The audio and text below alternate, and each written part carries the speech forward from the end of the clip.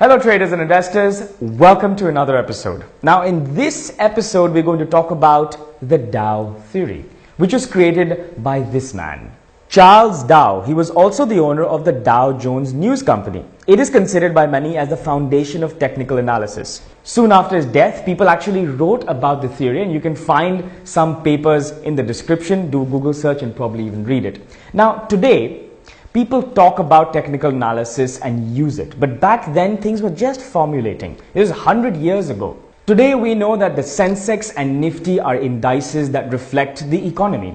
But back then, Dow was the first person to say that the overall market trend reflects business conditions, which in turn, if you can gauge through trends, through price charts, you will be able to find out the direction of individual stocks. Now that's what he said. Dow also created the first indices, the Dow Jones Industrial Average and the Transportational Average. So now let's look at what the Dow Theory actually encompasses. The markets discount everything. The first premise is that all available information in the market will reflect in price. This includes everything from earnings to inflation or even a world war breaking out. Okay, maybe not. But basically what it meant was that the market knows all the available risks and the opportunities, and as and when they become more relevant, it will reflect in price. So instead of going through news stories and hundreds of them and confusing yourself, just look at price. That's what that part means. Number two is markets always trend. Markets will trend upwards, downwards, or sideways for long periods of time.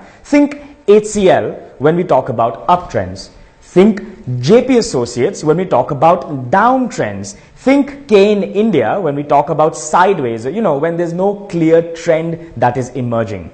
You see, rumors can affect the market. It can push prices up or down. But when we talk about a long time scale, like an uptrend, which is called a primary trend over a long period of time, say 10 years, that cannot, because the stakes are higher, there is more money flow happening, and manipulation is not possible when we're talking about a blue chip company. So doesn't it make sense to actually use technical analysis on a higher time frame? Well, Trade Academy is going to have something interesting on that. But let's go to number 3, phases of these trends. Now in an uptrend, for example, it has 3 phases separated by aggressiveness. Now I'll borrow a chart we used at Trade Academy in lesson 1 from Introduction to Stocks. The accumulation phase marked here as smart money, that's the first phase. Then is the public participation marked here as awareness, and the excess phase marked here as mania. Now you already know about market cycles, but this is what Dow explained. Dow explained that in a long-term primary uptrend, you have the accumulation phase, then the awareness phase, and then the mania.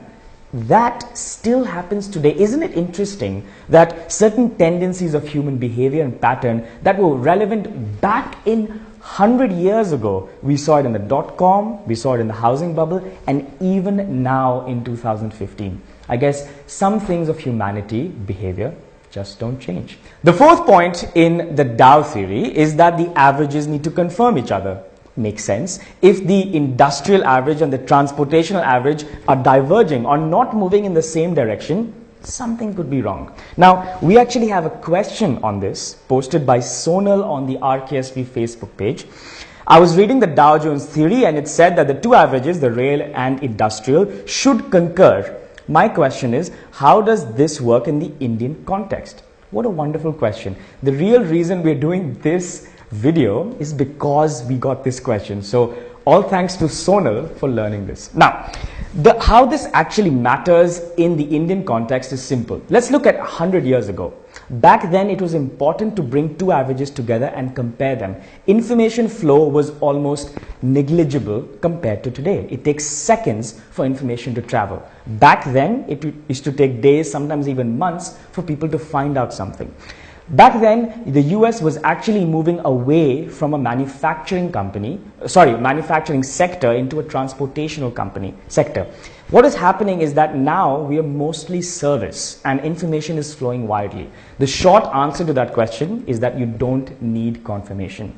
Looking at the Sensex and looking at the Nifty is enough. If the Sensex and Nifty are in an uptrend, the market is in an uptrend. Case closed. We have 2 more things you have to talk about the Dow theory. We can do that next week. Till then, if you have any questions, post them in the comments below.